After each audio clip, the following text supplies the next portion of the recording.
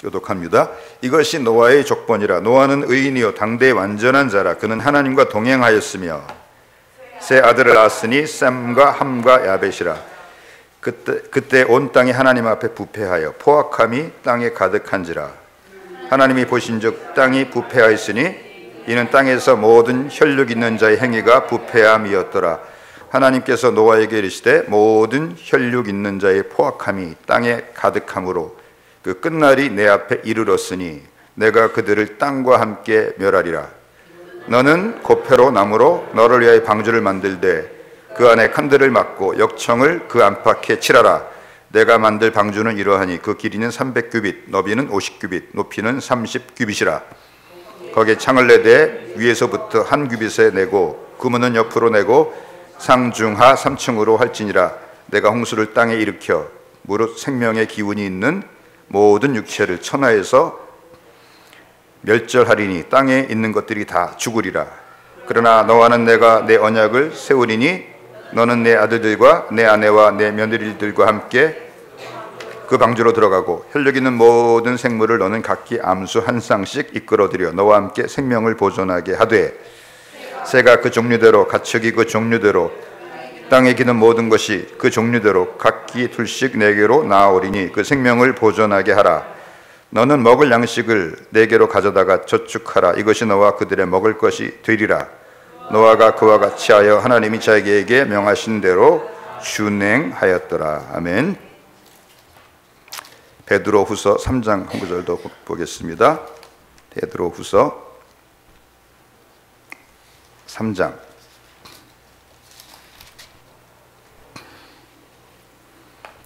3절부터 7절까지 보겠습니다.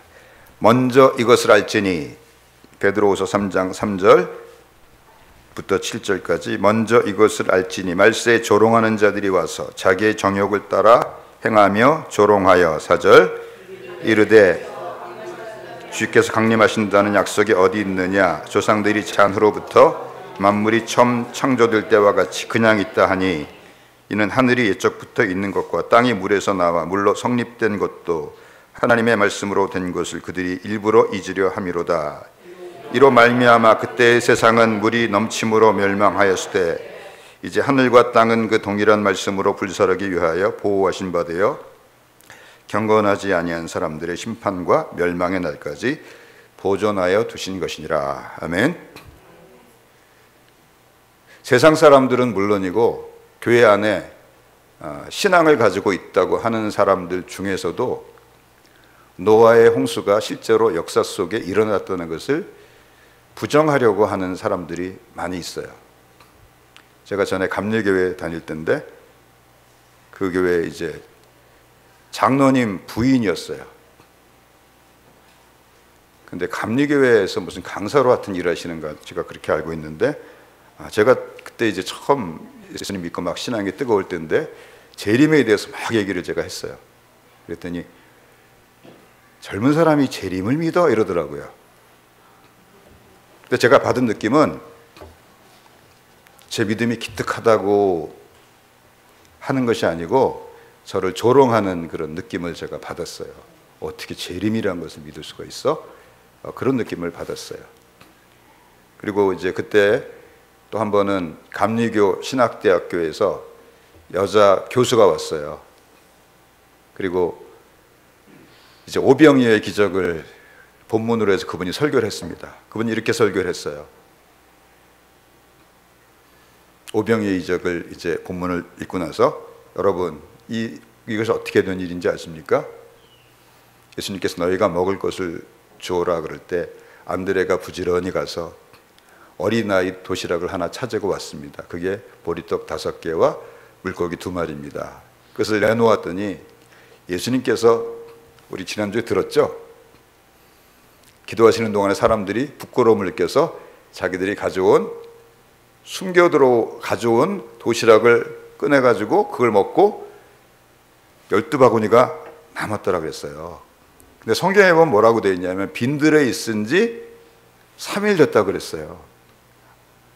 아니 도시락을 꼼쳐왔다고 할지라도 3일 동안 도시락 안 까먹고 3일을 버틸 사람이 어디 있습니까?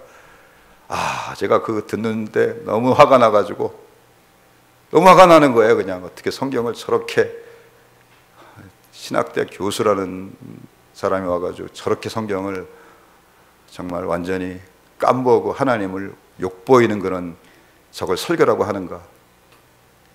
그래서 그때 끝나고 나서 제가 아는 집사님 집에 가서 라면을 끓여 먹으면서 둘이서 말이야, 어떻게 저럴 수가 있냐고. 사실 그래서 제가 감리교 신학대학원 안 갔어요. 하나님께서 저를 감리교 신학대학원으로 안 보내시고 합동신학, 우리 총회 신학대학원 보냈어요. 문제도 많긴 많지만 그래, 신앙은 보수잖아요. 감리교 신학대학 갔을 때 감리교에서 담임 목사하고 있으면 나도 모르게 WCC 거기에 명단 올릴지 어떻게 알아요? 안 그래요? 거기서 WCC에서 그 감리교 내부에서 WCC에 반대하려고 하면 교단 정책이기 때문에 자기가 그 교단에서 아주 거의 아웃될 것을 각오해야 돼요. 그러니까 우리가 아주 그 설교 많이, 지금 한국교회 그 젊은 사람들이 제일 많이 설교를 듣는 분 중에 한 분이 이찬수 목사님, 그리고 두 번째로 많이 듣는 사람이 유기성 목사님이에요. 근데 그분이 동성애, 그 WCC에 대해서 입장이 애매해요. 자기 이름은 뭐 발기인 그런 데서 빼달라고 그랬지만은 동성애에 대해서는, 동성애가 아니라 WCC에 대해서는 입장이 애매해요. 왜? 그분 감리교 목사잖아요. 정말로 정확하게 입장을 취하려면 감리교에서 나와야죠.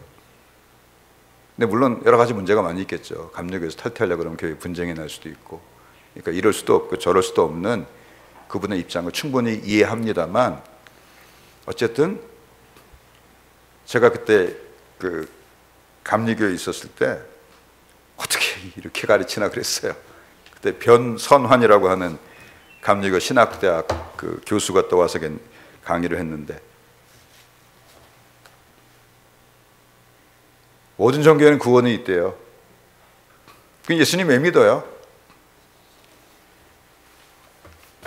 그때 지금 금남교회 원로 목사님 되신 김홍도 목사님이 그 변선환 목사하고 그 제자 홍정수 목사라는 사람을 이제 자유주의 신학자로 이제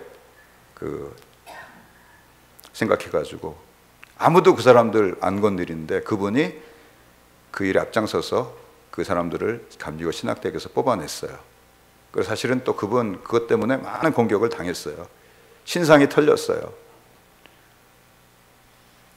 근데 저는 그거는 정말 그분이 아무도 용기가 없는 그런 가운데서 용기 있게 그런 일을 했다고 생각을 합니다. 아멘. 근데 참 이상한 것은 이 노아의 홍수를 어떻게 해서든지 사람들이 부인하려고 그래요.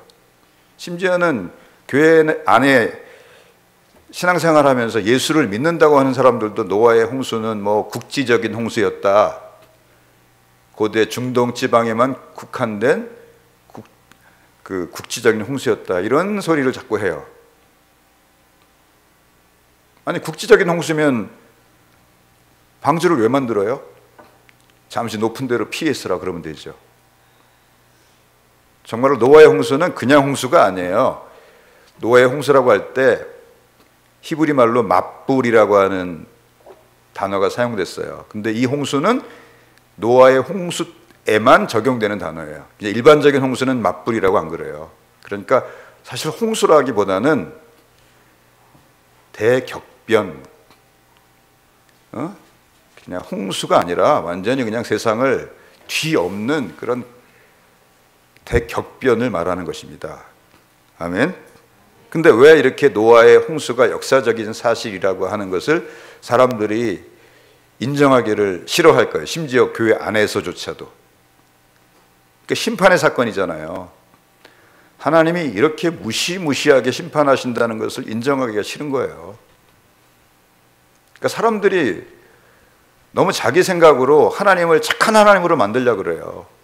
그래서 존 스타트라고 하는 영국의 그 20세기 3대 복음주의 지도자 중에 한 사람이 치욕은 없다, 그냥 나중에 최후의 심판 때 악인의 영혼은 없어지고 소멸되는 것이지 부활시켜가지고 영원한 심판을 받게 한다면 우리 하나님 너무 잔인하지 않느냐? 자기가 스스로 하나님보다 더 의로우려고 그래요. 하나님이 그렇다고 그러면 그런 줄 알아야죠. 우리가 이해가 안 돼도 하나님 뜻이 있겠죠. 안 그래요? 자기가 어떻게 하나님보다 의롭다고 생각을 합니까? 그러니까 사람들이 노아의 홍수를 제일 심하게 싫어하는 이유 중에 하나가 이게 최후의 심판에 대한 예증이잖아요. 첫 번째 세상이 하나님께 불순종하다가 이렇게 물의 넘침으로 멸망했다. 그리고 똑같이 이제 하늘과 땅은 7절에 그 동일한 말씀으로 불사르기 위하여 보호하신 바 되어 경건하지 아니한 사람들의 심판과 멸망의 날까지 보존하여 두신 것이니라. 두 번째 심판이 있다는 거예요. 그때는 물이 아니라 뭘로 심판해요? 불로 심판한다고 말씀하셨어요. 그랬더니 또 어떤 사람들은 뭐 마지막 때 아마겟돈의 전쟁이 일어나가지고 핵폭탄으로 세상이 다 멸망한대요. 그런 거 아닙니다. 그런 거 아닙니다. 그냥 하나님이 온 원소까지 다 불태워서 없애버리시는 거예요. 10절에 보세요. 그러나 주의 날이 도둑같이 오리니 그날에는 하늘이 큰 소리로 떠나가고 물질이 뜨거운 불에 풀어지고 땅과 그 중에 있는 모든 일이 드러나리로다. 그러니까 물질이라고 하는 게 원소를 말하는 거예요. 원소까지 다 불타서 사라지고 없어져 버린다 그 말이에요. 온 우주를 하나님이 그냥 싹 소멸시키시고 새로운 땅을 만드신다는 거예요. 할렐루야. 그래서 우리는 제일 첫 번째로 우리가 노아의 홍수를 생각할 때 노아의 홍수는 역사적 사실이다라고 하는 것을 분명히 믿어야 합니다. 아멘. 노아의 홍수가 역사적 사실이라고 하는 증거는 무궁무진합니다. 가장 큰 증거가 뭐예요? 화석이에요. 화석. 수많은 공룡부터 시작해서 심지어 박테리아, 물고기, 삼엽충, 잠자리, 모든 종류의 모든 동식물들의 화석이 다 발견됐어요. 근데 이런 나무잎이 어떻게 화석이 돼요? 화석이 되기 전에 썩어버리죠. 어떻게 된 거예요? 정말 이런 무슨 홍수가 아니고 막 화산이 터지고 지진이 일어나면 뭐가 일어나요? 쓰나미가 일어나죠. 쓰나미가 시속 몇 킬로인지 아세요? 800킬로인가 900킬로인가 그래요. 제트기만큼 빨라요. 서울에서 미국 가는 제트기만큼 빨라요. 그런 속도로 막 그냥 거기 흙탕물을 가지고 전 세계를 휩쓰는 거예요. 그러면서 어떤 곳에 가면 어떻게 하겠어요? 그 수백 미터 쌓인 토사가 한꺼번에 그 밑에 있는 짐승들이나 또 나무나 이런 것들을 이렇게 프레스 누르듯이 꽉 누르는 거예요. 제가 예전에 대만에 갔더니 나무가 있는데 나무가 통째로 화석이 됐어요. 그 나무에 그 금속 성분이 들어가가지고 나무가 통째로 서가지고 화석이 됐다 그 말이에요. 아니 나무가 죽어서 딱 섰는데 이렇게 그 강물이 흘러가지고 조금씩 토사 쌓이고 그 압력으로 그게 그 수백 미터 높이까지 쌓이기 전에 이 나무는 어떻게 되겠어요? 썩어 없어지죠. 그러니까 순식간에 일어난 일이에요. 그리고 실제로 미국의 세인트 헬레나라고 하는 화산이 폭발했을 때 그 일이 불과 몇 주 사이에 일어났어요. 나무가 화석이 됐어요. 왜? 그 화산이 터지면은 놀라운 것이 나무가 껍질이 벗겨져요. 그래가지고 호수에 둥둥 떠요. 그러다가 물을 먹고 가라앉죠? 그러면 거기에 이제 화산재가 막 또 호수로 들어갈 거 아니에요. 그러면 불과 몇 주 지나니까 건져보니까 뭐가 됐어요? 화석이 된 거예요. 화석이. 그런데도 어떻게 해서든지 안 믿으려고 그래요. 왜? 하나님의 심판이 있으면 괴롭잖아요. 죄 짓는데 부담스럽잖아요. 근데 노아의 홍수는 분명한 역사적 사실이라는 것을 우리가 믿어야 합니다. 아멘. 그래서 오늘 말씀의 제목이 멸망의 이유 부패예요. 그리고 부패가 어떻게 나타나요? 음란과 강포로 나타난다고 했습니다. 예수님이 다시 오실 때 모습이 어떻다고 그랬습니까? 누가복음 17장 26절에서 30절에 보면 노아의 때와 같고 롯의 때와 같다 그랬습니다. 누가복음 17장 26절에 노아의 때에 된 것과 같이 인자의 때에도 그러하리라. 27절 노아가 방주에 들어가던 날까지 사람들이 먹고 마시고 장가들고 시집 가더니 홍수가 나서 그들을 다 멸망시켰으며 또 롯의 때와 같으리니 사람들이 먹고 마시고 사고 팔고 심고 집을 짓더니 롯이 소돔에서 나가던 날에 하늘로부터 불과 유황이 비오듯 하여 그들을 멸망시켰느니라. 제가 일부러 손가락으로 꼽았어요. 먹고 마시고는 양쪽에 다 걸리고 뭐예요? 먹고 마시고 사고 팔고 심고 집을 짓고 시집가고 장가가고 이 8가지예요. 다 어디에 관계된 일이에요? 다 육체에 관계된 일이죠. 그래서 어느 정도로 이런 육체적인 일에만 온 관심을 기울이냐면 완전히 그 영이 죽어서 더 이상 성령 하나님이 역사하실 수 없는 정도가 될 정도로 사람들이 완전히 육신적인 사람이 된다는 것입니다. 그래서 창세기 6장 3절을 보면은 여호와께서 이르시되 나의 영이 영원히 사람과 함께하지 아니하리니 이는 그들이 육신이 됨이라. 그러나 그들의 날은 120년이 되리라 하시니라. 이 말씀을 영어 성경을 보니까 영원히 사람과 함께하지 아니하리니라고 하는 그 단어를 그 국제 표준역하고 킹 제임스 성경을 보니까 컨텐드, 스트라이브, 싸우다, 다투다 이렇게 번역했어요. 내 영이 더 이상 사람들과 다투지 않겠다는 거예요. 왜? 하나님이 어떻게든지 그들에게 역사하셔서 그들이 그 육신의 길에서 돌이켜서 성령을 쫓아 살도록 그냥 막 어떻게든지 그냥 해보시려고 막 사람의 영과 다투시는 거예요. 근데 완전히 영이 마비되어 버렸어요. 그래서 하나님이 이제 더 이상 안 하신다는 거예요. 왜냐하면 이는 그들이 완전히 육체가 되어버렸기 때문이다. 그렇게 말씀하셨습니다. 그래서 그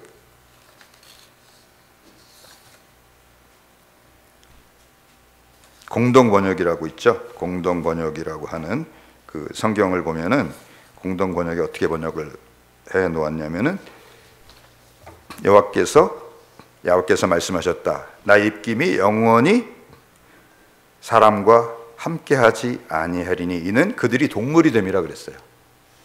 동물과 똑같이. 동물의 특징이 뭐예요? 영원한 것 생각해요? 영원한 것 생각 안 해요? 그냥 오늘 배부르고 그럼 끝이죠.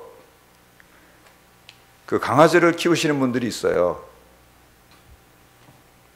강아지는 키우시는 분들은 꼭 생각하셔야 될 게 일주일 동안 어디 가실 동안에 강아지 일주일 양식을 이만큼 싸놓고 가면 강아지가 어떻게 될까요? 한 번에 다 먹어. 어떻게 하셨어요? 한 번에 다 먹어서 배가 터져 죽어요. 왜냐하면 그 욕심을 어떻게 할 수가 없는 거예요. 그래서 제가 그 어떤 장로님이 그 여중가에서 개를 키우시는 그 일을 하는데 개 때문에 이틀에 한 번은 꼭 거길 내려가야 돼요. 왜요? 한꺼번에 많이 주면 내일 먹어야지 하고 남겨둬요. 다 먹어버려요. 다 먹어서 배가 터져 죽는다는 거예요. 근데 꼭 사람들이 어떻게 된다는 거예요? 꼭 그 짐승처럼 돼서 육신의 욕심을 향해서 마치 브레이크 망가진 자동차처럼 달려간다는 거예요. 쾌락을 향해서도 어떻게 해요?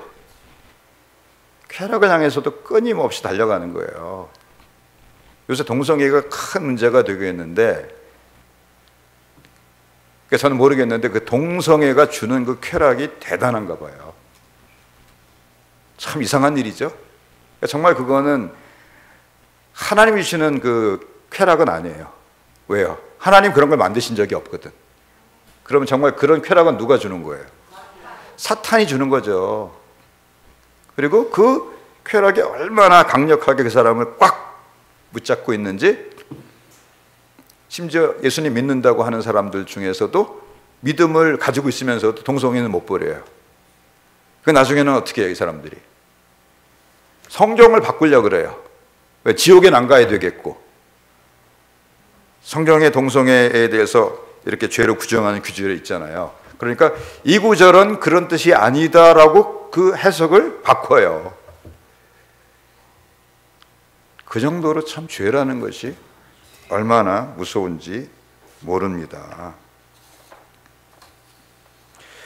오늘 본문은 하나님께서 대홍수로 세상을 심판하시기 직전에 노아의 때의 모습을 한 단어로 묘사합니다. 그게 뭘까요? 부패요, 부패. 11절 같이 읽읍시다. 시작.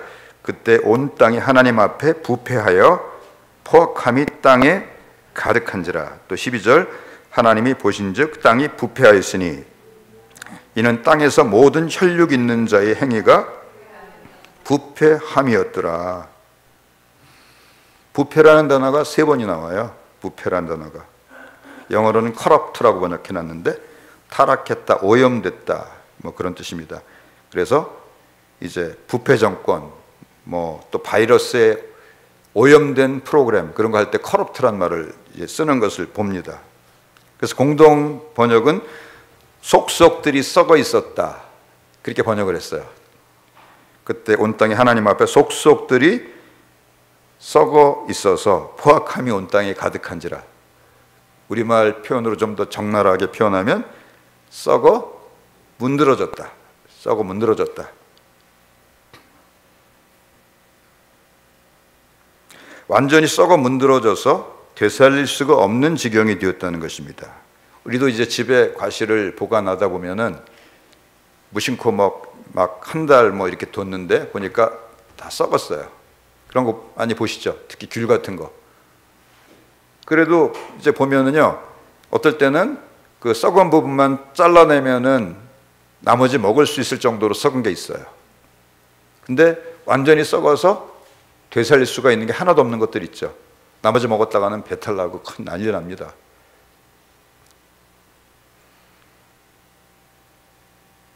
근데 세상이 어떻게 되었어요? 하나님이 어떻게든지 좀 되살려 보려고 하시는데 어떻게 됐어요? 다 썩어버렸어요.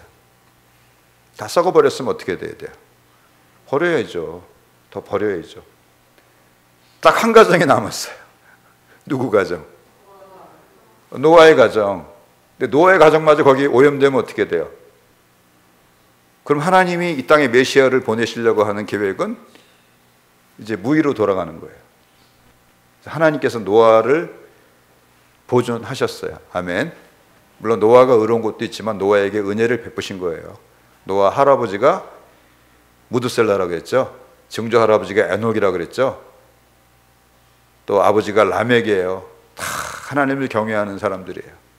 이처럼 부모가, 할아버지가, 할머니가, 심지어 증조 할아버지, 증조 할머니가 하나님을 잘 섬기는 게 너무 중요합니다. 왜냐하면 그 영향력이 다 밑으로 내려가요. 아멘. 여기도 지금 부모님은 건너뛰었지만 할아버지, 할머니 기도 때문에 여기 있는 분들 계실 거예요. 있어요. 저 같은 경우도 어떻게 예수님 믿게 됐을까? 우리 증조 할머니가 예수님을 옛날에 믿었대요. 근데 그분이 기도를 했는지, 제가 어렸을 때 그분 얼굴 뵀거든요. 예. 근데 어쨌든 간에 하여튼 그 조상이 하나님을 잘 경외하는 것은 후손들에게 큰 영향을 미칩니다. 아멘. 이 부패했다는 그 히브리 동사가 샤하트라는 동사인데 자기를 부패시킨다. 그 제기형이라고 하는데 스스로 자기를 부패시킨다. 이렇게 쓰일 때는 멸망한다는 뜻이 돼요. 그러니까 망하고 싶으면 어떻게 하면 돼요? 스스로를 부패시키세요. 스스로를 죄로 오염시키세요. 원하는 대로 사세요. 여러분이 원하는 대로 하세요. 그럼 어떻게 돼요? 우리 안에서는 뭐밖에 없어요? 우리 안에는 죄밖에 없어요. 선한 것이 하나도 없어요. 그냥 내 마음대로 살려고 그러면 우리는 어떻게 될까요? 그냥 죄로 가득하게 되죠. 그 전적인 부패라고 그래요. 뭐라 그런다고요? 전적인 부패. 우리 그 장로교회 그 교리를 이제 요약해서 어떤 분이 튤립이라고 하는 단어로 만들었어요. 튤립, T-U-L-I-P, 튤립. 이렇게 생긴 예쁜 꽃 있죠? 튤립. T는 토탈 디프로비티인가? 토탈 디프로비티, 전적인 타락, 전적인 부패예요. U는 unlimited election, 무조건적인 선택. 여러분이 뭐 예수님 잘 믿을 줄 알고 선택한 게 아니고 하나님이 선택하셨기 때문에 잘 믿는 거예요. 근데 왜 저 사람 안 선택했어요? 하나님이 저 사람 안 선택하고 나만 선택했어요. 아, 나 그거 불공평하니까 난 싫어요. 난 지옥 갈래요. 그러실 거예요? 아, 나는 이제 감사하고 천국 가겠습니다. 그러니까 그거는 우리가 우리 머리로 하나님의 의로우심에 대해서 이 짧은 머리로 하나님보다 의로우려고 그래요. 그냥 하나님의 거룩하심과 존귀하심과 하나님의 선하심을 믿으세요. 우리 머리로 다 이해할 수 없을지라도 하나님은 선하세요. 하나님의 심판이 가장 공의로우세요. 아멘. 그리고 L은 리미티드 리뎀션이에요. 리미티드 어턴먼트라고도 하는데 제한 속죄예요. 제한 속죄. 이거 좀 이해하기 어려울 텐데 모든 죄인들을 위해서 죽은 것이 아니라 택하신 자들을 위해서 죽으셨다는 거예요. 좀 받아들이기 힘드시죠? 택하신 자들을 위해 죽으셨다는 거예요. 이거 원래 장로교회 교리예요. I는 irresistible grace, 불가항력적인 은혜. 그리고 P는 perseverance of saints, 성도의 견인이라고 그랬는데 견인 그러면 이끌어 주신다 그런 뜻으로 오해하기 쉬운데 성도의 인내란 뜻이에요. 성도가 끝까지 믿음 지키고 환난 가운데서도 배교하지 않게 하나님 지켜주신다는 거예요. 아멘. 이게 TULIP 외워놓으세요. Total Depravity, Unconditional Election, Limited Atonement. 우리 할머니 계시니까 그냥 한글 읽겠습니다. 전적 부패, 무조건적 선택, 제한적 속죄, 불가항력적 은혜, 성도의 인내. 성경에 보면 성도의 인내로 구원을 얻으리라 그랬어요. 성도의 인내로 구원을 얻는 거예요. 아멘. 그런데 이렇게 스스로 부패하면은 또 하나님이 스스로 이제 멸망을 시키는 거예요. 그러면 또 하나님이 멸망을 시켜요. 그래서 사실 멸망시킨다는 말하고 부패하다는 말하고 똑같은 단어예요. 근데 하나는 이제 요거는 뭐뭐 하게 한다라는 사역행위고 요거는 그냥 스스로 뭐뭐 한다 그런 뜻이에요. 그러니까 그 히브리 동사에는 뭐 니필형, 니팔형, 히필형 그런 게 있는데 어근이 똑같다 그 말이에요. 부패하면 어떻게 돼요? 부패하면 스스로 망하게 되는 길이고 결국 하나님이 어떻게 해요? 멸망시켜요. 13절 같이 읽읍시다. 시작. 하나님이 노아에게 이르시되 모든 혈육 있는 자의 포악함이 땅에 가득함으로 그 끝날이 내 앞에 이르렀으니 내가 그들을 땅과 함께 멸하리라. 이 멸하리란 말이 부패한다 그 말이에요. 사역형으로 쓰이면은 멸망시킨다 그런 뜻으로 쓰인다 그 말이에요. 그러니까 멸망하고 싶으면 어떻게 하면 돼요? 부패하고 타락한 길로 가면 돼요. 그런데 우리가 사람의 이 부패와 타락은 반드시 곧 폭력을 수반한다는 것에 주목합시다. 여기 13절 봅시다.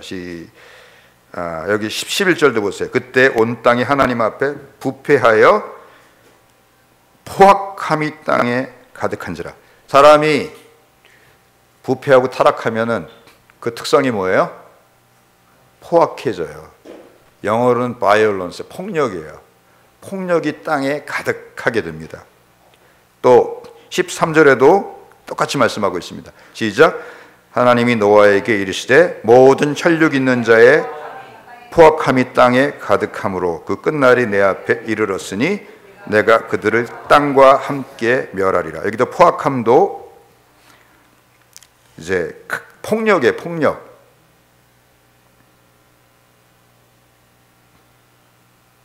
그 이스라엘 땅에 있는 그 팔레스타인의 이스라엘을 공격하는 무장 단체 이름이 하마스예요. 하마스가 바로 폭력이란 뜻이에요. 무장 폭력 단체예요. 왜 인간의 썩어 문드러짐, 인간의 부패함은 폭력으로 연결될까요? 하나님의 말씀은 우리 인생에 일어나는 모든 일들을 완벽하게 설명해 줍니다. 철학으로 들어가면 머리가 뽀개져요. 그 이상한 철학들을 만들어내요. 하나님이 주신 모든 율법의 강령이 하나님 사랑과 이웃 사랑이라고 주님께서 요약해 주셨습니다. 마태복음 22장 35절에 보니까 그 중에 한 율법사가 예수를 시험하여 묻되 선생님이여 율법 중에 어느 계명이 크니까 이렇게 물었습니다. 그러자 예수님이 이렇게 대답해 주십니다. 예수께서 가라사대 내 마음을 다하고 목숨을 다하고 뜻을 다하여 주 너의 하나님을 사랑하라 하셨으니 이것이 크고 첫째 되는 계명이요 둘째는 그와 같으니 내 이웃을 내 몸과 같이 사랑하라 하셨으니 이 두 계명이 온 율법과 선지자의 강령이니라. 아멘. 십계명을 요약하면 뭐가 돼요? 이 두 가지가 돼요. 주 너의 하나님을 내 마음을 다하고 목숨을 다하고 뜻을 다하여 주 너의 하나님을 사랑하라. 이게 첫 번째 계명이고 두 번째 계명은 내 이웃을 내 몸과 같이 사랑하라. 근데 다시 이 계명을 예수님께서는 계명 하나로 요약해 주세요. 십자가에 달리시기 전날 밤 제자들과 새 언약을 맺으시면서 이것은 너희를 위하여 주는 내 몸이다. 그리고 또 식사 마치신 후에 또 포도주를 주시면서 이것은 너희를 위해 흘리는 내 피라 그렇게 말씀하셨죠. 그리고 그 피로 새 언약을 세운다 그러셨어요. 그러면서 예수님께서 이렇게 말씀하셨어요. 내가 너희를 사랑한 것 같이 너희가 서로 사랑하라. 그냥 서로 사랑하라가 아닙니다. 예수님께서 어떻게 사랑하셨어요? 우리를 목숨을 주셔서 사랑하셨어요. 그러니까 예수님이 목숨을 주셔서 사랑하신 그 하나님의 사랑을 받은 사람이 어떻게 하나님을 사랑하지 않을 수가 있겠어요? 아멘. 그리고 어떻게 형제를 사랑하지 않겠으며 이웃을 사랑하지 않겠어요? 아멘. 또 반대로 이렇게 하나님을 떠나서 하나님을 대적하면은 이 하나님의 사랑과 거꾸로 가겠죠. 사랑의 반대말이 뭐예요? 제가 어려운 거 절대 안 묻습니다. 사랑의 반대말이 뭐예요? 미움. 사랑의 반대말이 뭐예요? 미움. 근데 미움이 뭘로 연결돼요? 폭력으로 연결되죠. 미움이 살인으로 되죠. 미움이 모함으로 되죠. 응? 미움이 도적들도 하죠. 미움 때문에. 안 그래요?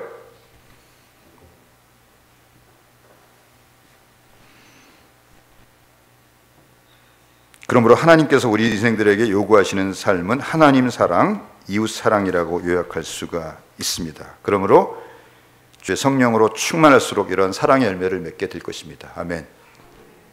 우리 절대로 교회에서 후욕하시면 안 돼요. 잘못된 게 보여도요, 우리 형제 자매들의 죄를 어떻게 해줘요? 감싸주죠. 서로 감싸주세요. 그리고 옮기지 마시고 기도해 주세요. 누가 내 자식 와서 욕하면은 어떻게 돼요? 나도 모르게 보호하잖아요. 왜냐하면 내 자식인데 또 내 동생이나 친구를 누가 내 동생이나 오빠나 형이나 와서 누가 욕하면 어떻게 돼요? 맞아 그 나쁜 놈이야 이렇게 돼요? 아니면은 그런 소리 하지 말라 그러고 어떻게든 보호하려고 그래요. 그렇게 되는 게 정상이다 이렇게 말씀하는 거예요. 그러니까 만약에 어떤 교회가 후욕으로 가득 찼다 그러면 더 이상 그것은 사실은 이미 교회의 이기를 포기하고 있는 거예요. 물론 하나님 회개할 기회를 주시겠지만은요. 그래서 우리가 절대로 그 후욕하는 문제를 작게 생각하면 안 됩니다. 아멘. 그가 주의 성령으로 충만할수록 하나님을 어떻게 하면 기쁘시게 할까가 그의 주 관심사가 될 것입니다. 안 그래요? 또 그가 성령으로 충만할수록 내 이웃을 어떻게 기쁘고 행복하게 할까가 그의 주 관심사가 될 것입니다. 아멘. 근데 가장 가까운 이웃이 누구예요? 가족이죠. 가족이죠. 또 주 안에서 영원한 가족이 된 주님 안에서 형제 자매들이에요. 그래서 성경이 뭐라고 말씀하시냐면 디모데전서 5장 8절에서 이렇게 말씀을 하세요. 누구든지 자기 친족, 특히 자기 가족을 돌아보지 아니하면 믿음을 배반한 자요 불신자보다 더 악한 자니라. 킹 제임스 성경을 보니까 누구든지 자기 친족, 특히 자기 가족을 부양하지, 돌본다는 말을 부양한다는 말로 더 정확하게 번역을 했어요. 부양하지 아니하면 믿음을 부인한 자요 불신자보다 더 악한 자니라. 그러니까 믿는 사람이라는 거야, 안 믿는 사람이라는 거야. 입으로만 믿지 하나님이 보시기에 안 믿는 사람이다, 그 말이에요. 그러니까 정말로 하나님의 자녀는 하나님을 사랑하고 또 주 안의 형제 자매를 사랑하고 더 나아가서 이웃을 사랑하겠죠.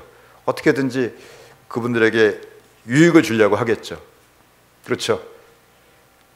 또 이와는 정반대로 하나님을 대적하는 사람은 이웃을 자신의 삶의 수단으로 이용하려고 합니다. 마치 소 키워가지고 어떻게 해요? 소 키워가지고 잡아먹죠. 아깝다고 안 잡아먹어요? 그 누렁이라는 그 영화 있었죠? 어떤 할아버지가 30년인가를 또 키워놓고 또 그걸 또 팔아서 또 죽게 만드네. 그냥 죽게 놔두지. 그러니까 누렁이 가면서 눈물 흘리는 그 영화로 나온 거 제가 이제 저 직접 보진 못했는데 그 장면만 조금 봤어요. 30년을 그렇게 부려 먹었으면은 그냥 죽도록 내버려 두지. 그거 그 늙어 빠진 그 할아버지 그 황소 고기가 얼마나 질기겠어요. 소고기 값이 얼마나 간다고 그걸 팔아먹어요. 참 이게 인간의 본성이죠. 그래서 하나님을 떠나서 타락한 사람은 자신의 이웃도 삶의 수단으로 짐승처럼 도구처럼 이용하게 되는 것입니다. 여자는 성적인 수단이에요. 그러니까 일본 놈들이 어떻게 했어요? 2차 세계대전 태평양 전쟁 일으킨 다음에 우리나라만이 아니라 중국에서 뭐 또 동남아시아에서 심지어는 그 이제 네덜란드가 그 인도네시아를 원래 통치하던 나라거든요. 인도네시아에 있던 네덜란드 여자까지 잡아다가 자기들 그 군인들의 성노예로 삼았어요. 그러니까 정확하게 그거는 하나님을 떠난 인생들의 모습이라고 할 수가 있습니다.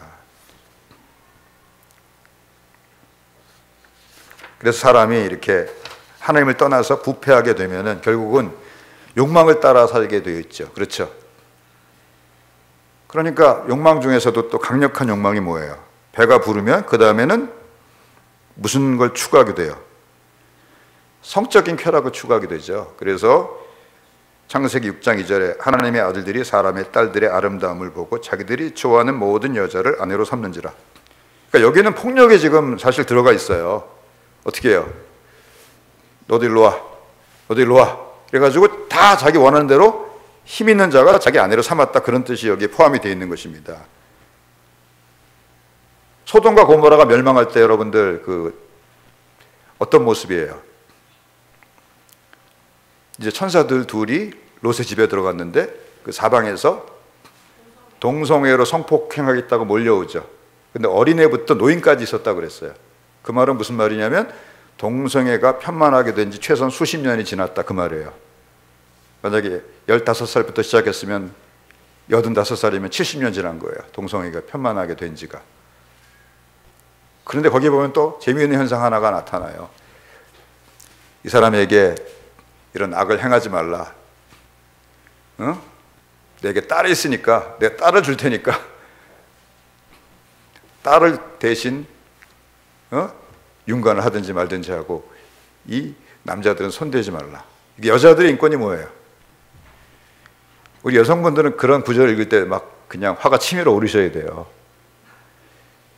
예수님 때문에 우리 여성분들은 정말 감사하셔야 돼요. 지금도 회계권에서는 여자는 어떻게 해요? 제가 며칠 전에 기사를 봤더니 어떤 여성이 자기가 원치 않는 결혼을 시키려고 하니까 자기 남편 될 사람을 비롯해서 30명을 독살시켰대요. 아니, 원치 않는데 왜 결혼시키려고 그러는 거예요? 이슬람에서는 9살만 되면 결혼시키는 거 알죠? 이슬람은 9살만 되면 결혼을 시킬 수가 있어요. 왜? 모하메드가 5살짜리를 5살이니까 6살짜리를 부인으로 취했어요. 그래가지고 언제 합방을 했느냐? 9살 됐을 때 합방을 했어요. 그래가지고 그게 이제 하나의 이슬람교의 계율처럼 돼가지고 이제 9살, 10살 되면 어떻게 돼요? 부인으로 취할 수가 있어요. 그때 한 번은 제가 어떤 걸 봤더니 이란 출신의 어떤 그 분인데 이란에서 나와가지고 예수님을 믿게 됐어요. 근데 자기 조카가 어렸을 때 자기보다 20살 많은 남편한테 시집을 갔어요. 자식을 둘인가 셋을 낳는데 권총으로 자기 머리를 쏴서 자살했대요. 그럼 막 눈물을 흘리더라고요. 이런 종교가 어떻게 이제 이게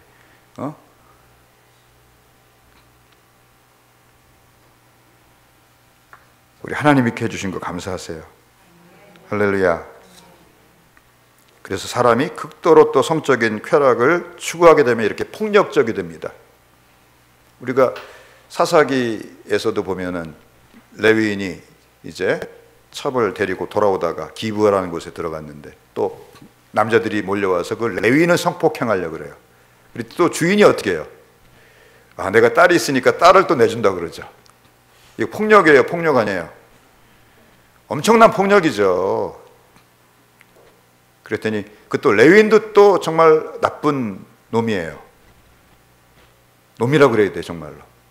왜냐하면 자기 그 첩을 밖으로 밀쳐버서 밤새도록 성폭행 당해서 얼마나 심하게 성폭행 당했는지 아침에 보니까 이 문턱에 보니까 손을 이렇게 대고 죽어 있었어요.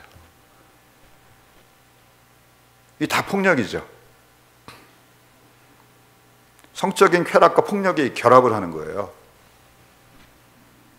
그리고 결국은 극도로 성적인 쾌락을 추구하게 되면은 결국 어디로 간다 그랬어요? 동성애로 가게 돼 있어요. 우리는 이해가 안 되죠. 동성애로 간다는 게 참 이해가 안 되는데, 그러니까 하나님을 떠나서 하나님이 정하신 법대로 안 가면 결국은 어떻게 되는 거예요? 탈선하는 거예요. 탈선하는 거예요. 하나님이 성이라고 하는 것을 어디 안에서 허락하셨어요? 결혼 안에서, 부부 사이에서만 허락하셨습니다. 근데 지금 그것들이 무너지고 있죠. 그러니까 무너지고 있으니까 뭐가 나타나는 거예요? 동성애가 나타나고 있는 거예요. 그 동성애가 많이 나타나고 있다는 것은 이미 가정들이 다 무너지고 남편과 아내 사이에도 신뢰가 없고 또 이미 남녀 관계도 뭐예요? 결혼하지 않아요. 동거하고 헤어지고 동거하고 헤어지고 동거하고 헤어지고 이렇게 짐승처럼 마치 짝짓기 하듯이 이 짝 짓겠다 저 짝 짓겠다가 그렇게 가다가 이제 또 다른 현상들이 이제 동성애로 우리가 나타나는 것을 봅니다. 그리고 이제는 또 교회 안에서까지 동성애가 성경에서 죄라고 정죄한 적이 없다라고 주장하는 사람들이 나타나요. 성경에 분명히 죄라고 그랬잖아요. 로마서에 있어요, 없어요? 소돔과 고모라 멸망할 때 동성애 때문에 멸망한 이유 중에 하나라고 분명히 나와 있고, 로마서 1장에는 남자가 남자를 향하여 여자가 여자를 향하여 음욕이 부릴 듯하며 하나님의 진노가 이들 가운데 머물러 있다고 분명히 말씀하셨잖아요. 하나님은 누구에게 진노하세요? 죄와 죄인에게 진노하시죠.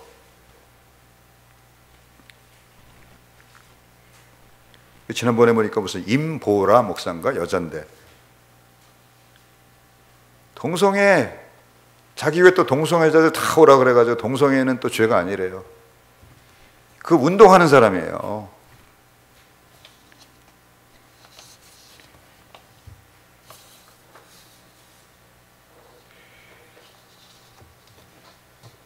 이런 자들이 교회 안에 들어와서 집사가 되고 장로가 되고 심지어 목사까지 됩니다. 이 사람들도 문제이지만 교단에서 그 사람들이 이제 하고 있는 동성애가 더 이상 죄가 아니라고 인정해 준 것이니까 그 교단 전체가 하나님 말씀 틀렸습니다 이러는 겁니다. 그러면 다 믿으면서 떠난 거죠. 미국 같은 경우에 CCM 가수, 음반업자들 있죠. CCM 가수, CCM 음반업자들 대부분이 게이래요. 대부분이 레즈비안이래요. 대부분이 동성애자래요. 참 이상한 일이죠. 유명한 이 CCM 가수들이 대부분이 뭐 100%는 아니고 대부분이 게이나 레즈비안이래요. 그리고 그 입으로 하나님을 찬송합니다. 그럼 하나님이 그 찬송 받으시겠어요? 요즘 보면은 이제 그 네오 막시즘이라고 하는데 이미 이제 공산주의 체제가 러시아에서 무너져 내렸잖아요. 그러니까 이제 신공산주의가 나왔어요. 네오 막시즘. 이 네오 막시즘을 중심으로 한 무신론자들이 이제 이 사람들이 공산주의 사상을 포기한 줄 알았는데 포기 안 했어요. 그리고 다시 한번 이 세상을 자기들 그 막스주의, 공산주의 사상으로 장악하기 위해서 이제 가장 보니까 그 끝까지 저항하는 세력이 뭐예요? 교회. 이 교회를 치지 않으면은 자기들이 원하는 이 네오 막시즘의 시대가 올 수가 없어요. 그래가지고 이 사람들이 아주 정말 기묘한 전략을 내놨어요. 제가 볼 때 기묘한 전략이에요. 정말 이거 사단이 준 생각이에요. 동성애를 앞세우는 거예요. 동성애를 앞세워가지고 성평등을 하자. 그리고 성평등하는 걸 반대하는 사람들은 다 사회적인 악이에요. 차별금지법 만들어서 동성애 죄라 그러면은 이제 벌금 내게 하고 감옥에 잡아가요. 그러면 두 가지를 한꺼번에 무너뜨릴 수 있다고 그랬죠. 이 세상의 많은 기관들 중에서 하나님이 직접적으로 세운 기관은 딱 두 개밖에 없다고 그랬어요. 아담과 하와 부부로 만드셨죠. 가정이죠. 두 번째가 뭐예요? 교회죠. 근데 동성애를 합법화시키고 이 동성애를 반대하는 사람들 막 처벌하고 이렇게 되면은 두 개를 무너뜨릴 수가 있어요. 뭐예요? 교회를 무너뜨릴 수 있어요. 그 다음에 뭘 무너뜨릴 수 있어요? 가정을 무너뜨릴 수 있어요. 그러면 인류는 어떻게 돼요? 인류가 살려면 두 개가 살아있어야 돼요. 가정이 살아있어야 되고 교회가 살아있어야 돼요. 근데 두 가지만 죽이면 어떻게 돼요? 그 사회는 망하는 거예요. 그러니까 정말로 이거는 이 모든 사상은 정확히 사단 마귀에게서 나온 거예요. 왜냐하면 내가 온 것은 양으로 생명을 얻게 하되 풍성히 얻게 하려고 온 것이고 도둑이 오는 것은 죽이고 멸망시키고 도적질하려고 하는 것이라 그랬어요. 왜 동성애를 이렇게 막 조장합니까? 같이 죽자는 거예요. 같이 죽자는 거예요. 왜 동성애를 조장합니까? 가정을 다 무너뜨리자는 거예요. 제가 참 기가 막힌 얘기를 들었습니다. 미국의 존스 홉킨스라고 하는 대학에서 세계 최고의 의과대학이에요. 처음으로 이제 그 트랜스젠더 그 수술 기술을 개발을 했어요. 그래가지고 이제 기술은 개발됐는데 이거를 누구한테 시범을 해야 돼요. 근데 존 먼이라고 하는 그 대학의 교수였는지 하여튼 심리학자예요. 어떤 어린 남자 쌍둥이 아이가 둘이 태어났는데 이제 그 포경 수술을 어렸을 때 해주다가 의사가 실수를 해가지고 그 아이의 고추를 잘라버렸어요. 엄청난 그 짓을 한 거죠. 근데 그게 어떻게 이 존 몬이라고 하는 그 교수의 그 귀에 들어가가지고 그가 그 부모를 찾아갔어요. 그래가지고 어떻게 하자 그러냐면은 이왕 이렇게 된 거 얘를 한번 여자로 키워봅시다. 그 여자 애한테 하진 않았을 거 아니에요. 그냥 부모를, 아직 미성년자니까 부모 동의를 받아야죠. 그래가지고 동의를 받아가지고 그 아이를 여자로 성전환 수술을 했어요. 그게 이제 처음으로 성전환 수술을 한 거래요. 그리고 이 존 몬이라고 하는 이 심리학자가 얼마나 정말 이상한 사람인지 이 애들을 데려와 가지고 네가 여자가 됐으니까 이제 여자로서 한번 실습을 해야 된다. 네가 성관계를 한번 맺어봐라. 그래가지고 성관계를 맺게 했어요. 근데 누구하고 맺게 했는지 아세요? 자기의 쌍둥이 형하고 맺게 했어요.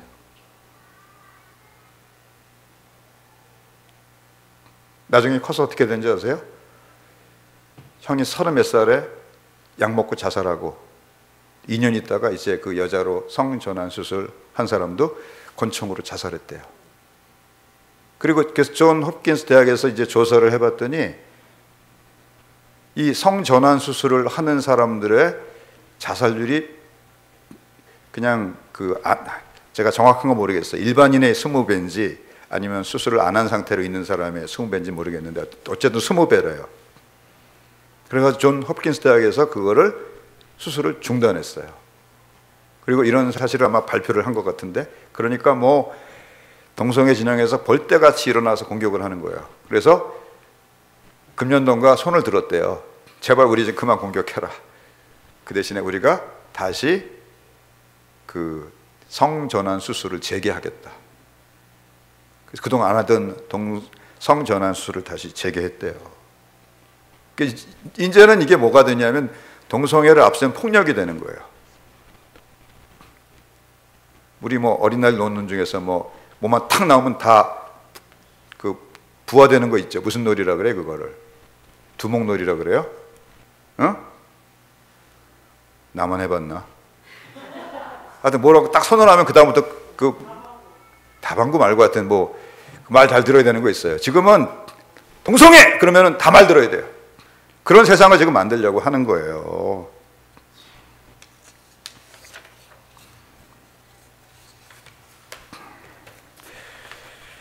여기 지금 보니까 4절에 보니까 당시에 땅에는 네피림이 있었고 그 후에는 하나님의 아들들이 사람의 딸들에게로 들어와 자식을 낳았으니 그들은 용사라 고대 명성이 있는 사람들이었더라. 이게 지금 뭘 여기에 함축하고 있냐면 요한 칼빈 목사님의 주석에 의하면 이 사람들이 자기들이 가진 힘을 가지고 폭력을 행사하는 지배 계급이었다는 거예요.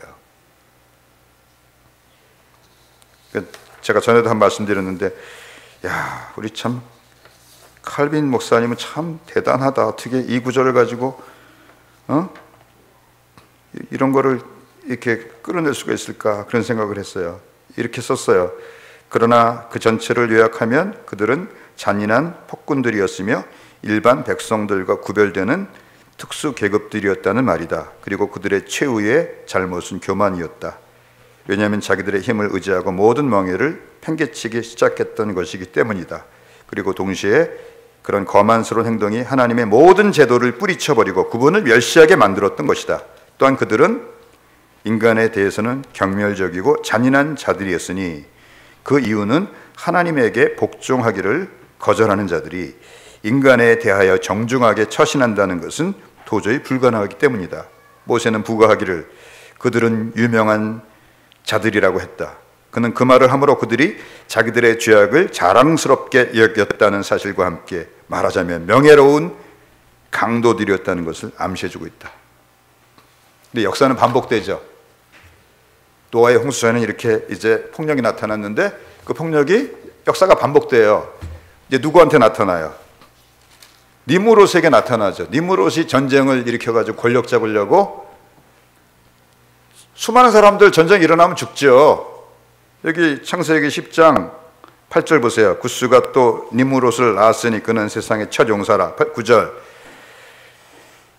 그가 여호와 앞에서 용감한 사냥꾼이 되었으므로 속담에 이르기를 아무는 여호와 앞에 니므롯같이 용감한 사냥꾼이로다 하더라. 이게 물론 이제 사람이 처음에 번성할 때 짐승들이 빠른 속도로 번성하니까 이 사람이 용맹을 떨쳐가지고 짐승들을 많이 잡는 사냥꾼이었던 것 같아요. 근데 결국 이 사람이 짐승 사냥꾼에서 나중에는 무슨 사냥꾼이 되는 거예요? 예, 사람 사냥꾼이 되는 거죠. 전쟁이 곧 사람 사냥하는 거예요. 전쟁의 중요한 그 목표 중에 하나가 그 침략한 나라에서 재물을 탈취하고 또 하나는 뭐예요? 사람을 잡아다가 짐승처럼 노예시장에 파는 거예요. 한 명에 300만 원 뭐 이런 식으로 파는 겁니다. 10절 그의 나라는 시날 땅의 바벨과 에렉과 악갓과 갈레에서 시작되었으며 그 땅에서 아수르로 나아가 니느웨와 르호보딜과 길라와 시작 12절 및 니느웨와 갈라사의 레센을 건설했으니 이는 큰 성읍이라. 상당히 큰 지역을 점령했어요. 그러면 얼마나 많은 사람이 또 죽었겠어요. 이때가 제가 보니까 이 사람이 노아의 증손자니까 노아의 고손자, 고고손자까지 태어났 뭐 그런 시대겠죠. 그러니까 아무리 가까운 사람도 12촌, 14촌 안에 다 인척들이에요. 심지어는 자기 따져보니까 어때요? 삼촌뻘 되는 분도 있고 할아버지뻘 되는 분도 있고 조카들도 있고 다 죽이는 거예요 그냥.